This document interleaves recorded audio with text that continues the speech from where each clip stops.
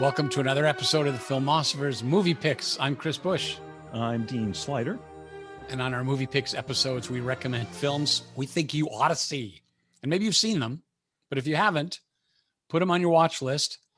Watch and let us know what you think. And while you're at it, please subscribe to our YouTube channel, hit the red button. So we're going to make a couple of movie recommendations. Dean, why don't you start?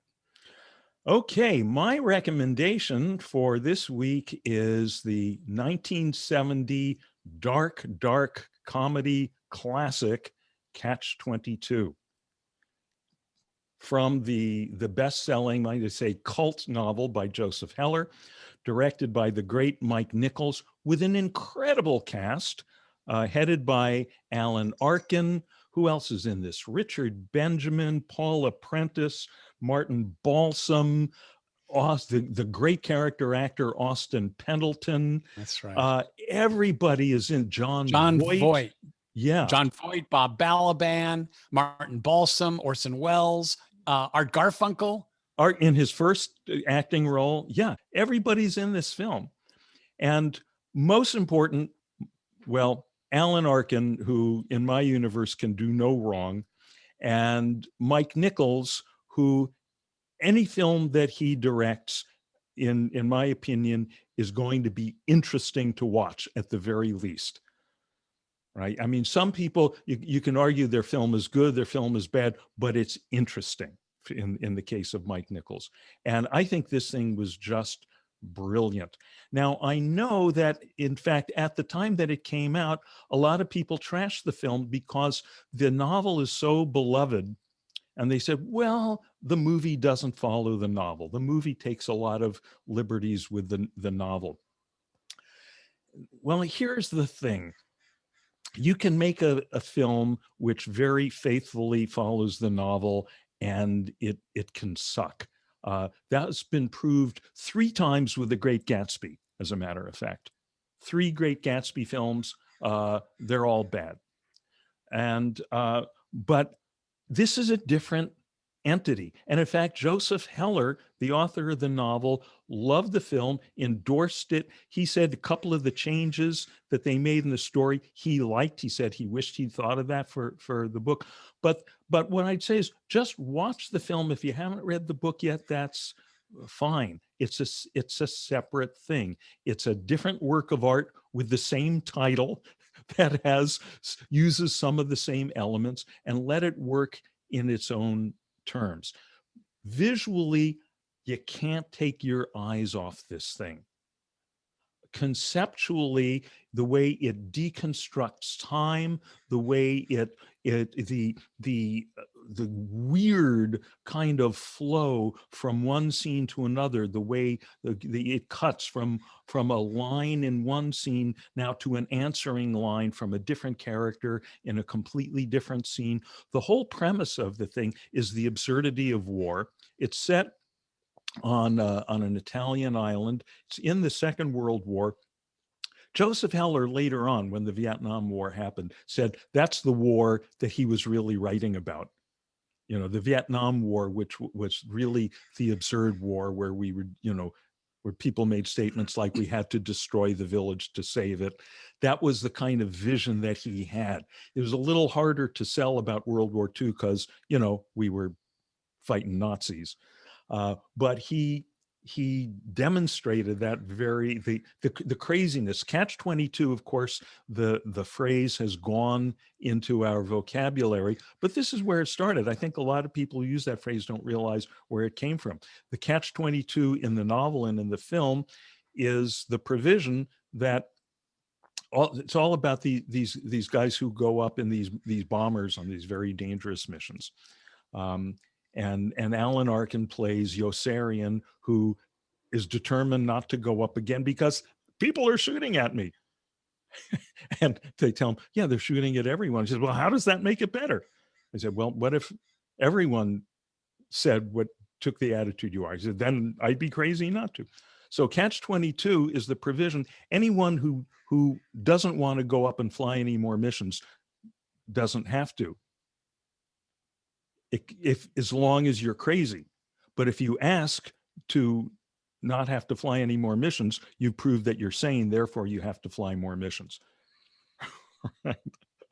Catch-22. That's Catch-22. It's the best there is, as they say. It's just a great, and oh my God, Orson Welles as General Dreedle, who is like a charging rhinoceros in every scene that he shows up in, and hilarious. It's just really great. It's visually unlike anything else you've seen. The use of and incredible shots with these planes. They had to dust off and refurbish some of these old World War II bombers. They lost one assistant director who refused to strap in, and he actually died during the filming process.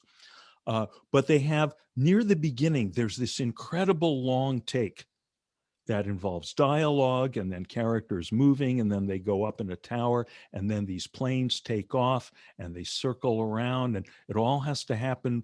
There are these famous long takes, like the opening, speaking of Orson Welles, the opening of Touch of Evil, which we have to talk about one of these days, or the shot at the beginning of Goodfellas. Yeah, right, the Copa shot.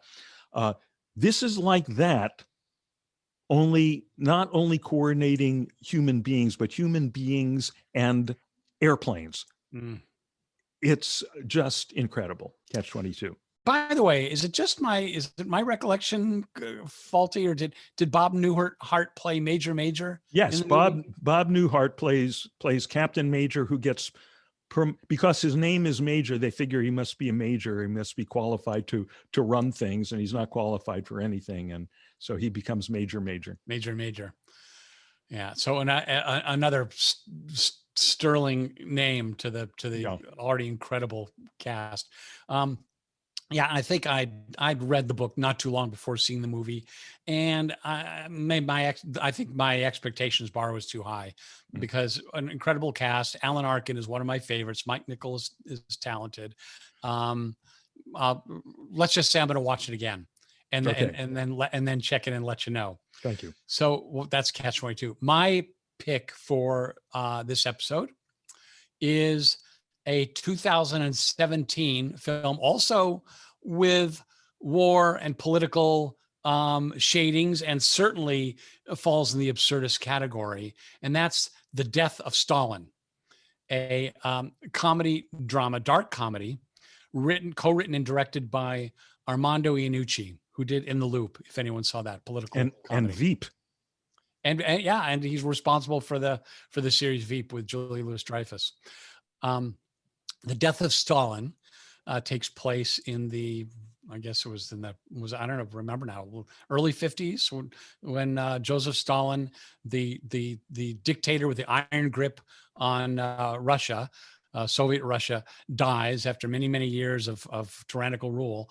And there's a scramble for power and influence. The whole thing, everyone is driven by fear, insecurity. It's a police state. No one knows who's spying on me, watching what I'm doing. But it's played for laughs. And it stars Steve Buscemi, Jeffrey Tambor, Jason Isaacs. It's I'm trying to think if there's anyone else. Michael Palin from the Monty Python crew is in the film. And it's dark and hilarious, and it's tasty and a real treat. I recommend 2017's The Death of Stalin. Let me mention, Chris, that some years ago, I saw a documentary about life in Stalin's Russia. And it was every bit as absurd as the film. I've seen The Death of Stalin, and you're right, it's brilliant and weird. This documentary, once you see it, and I don't remember the name of it, I think it was a PBS thing. The real life in Stalin's Russia was as absurd as this film, but much less funny. One person described, we've all seen that old black and white footage of Stalin making speeches in the Duma and getting these giant standing ovations. And one person explained what was going on there. People would stand up, they would applaud, applaud, applaud. It would go on for like 45 minutes because everyone was terrified to be the first one to stop applauding, because then you could be taken out and you and your family tortured and shot. That absurd, that awful. Yeah. Well, this movie, it reveals the horror and the fear, but the absurdity in the same way. Okay, that's it for this episode of Chris and Dean's Movie Picks. Thanks for joining us, and we'll see you next time. Thank you for joining us on the Filmosophers Movie Talk Show. Please subscribe to stay up to date on our newest episodes.